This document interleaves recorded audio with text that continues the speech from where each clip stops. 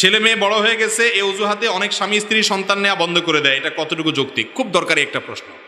অনেক দম্পতি এই কাজটা করেন, বলেন যে ছেলে মেয়ে এখন বড় হয়ে গেছে, তাদের সামনে বাচ্চা হলে তারা কি মনে করবে, এই জন্য আর বাচ্চা নেয় না।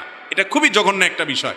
মনে রাখবেন, পশ্চিমা দুনিয়ার মানুষরা আমাদেরকে বুঝাইছে যে ছেলে হোক মেয়ে হোক দুইটা হলে সুখী পরিবার হওয়া যায়, ছোট পরিবার সুখী পরিবার।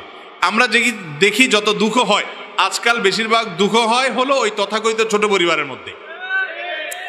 ইহুদিরা এক সময় তারা যখন আমাদেরকে জন্ম নিয়ন্ত্রণের ফজিলত শুনাইতো, তারা পশ্চিমা দেশগুলোর রাস্তা রাস্তায় 5টা 7টা 8টা তাদের বাচ্চার সাথে নিয়ে ঘুরে বেড়াইত। তারা নিজেরা ঠিকই বুঝে যে মানুষের মূল্য কত, জনসংখ্যা এটা কোনো বিপদ না, জনসংখ্যাকে জনসম্পদে রূপান্তরিত করতে না পারাটা হলো বিপদ।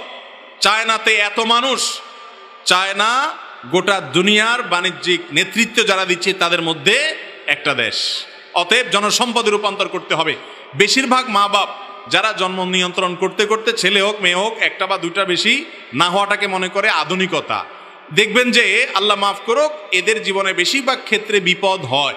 যাদের 5-6টা ছেলে মেয়ে হয়ে যায়, দেখেন একটা না একটা মানুষ হয়, সবগুলো অমানুষ হয়, এটার পরিমাণ অনেক কম থাকে। বিধায় এ ব্যাপারে বিতশ্রদ্ধ থাকা উচিত না। ছেলে মেয়ে বড় হয়েছে এই অজুহাতে বাচ্চা আর নেব না, এটা কোনো জায়েজ হতে পারে না। হ্যাঁ, আপনার শারীরিক কোনো অসুবিধা আছে, তাহলে আপনি সাময়িক জন্মবিরতিকরণের যে প্রক্রিয়া সেটা অবলম্বন করতে পারেন, কিন্তু এইটা কোনো গ্রহণযোগ্য অজুহাত না যে বাচ্চা বড় হয়ে গেছে এখন নিলে কেমন দেখা যায়, খারাপ দেখা যায়, এটা ভুল।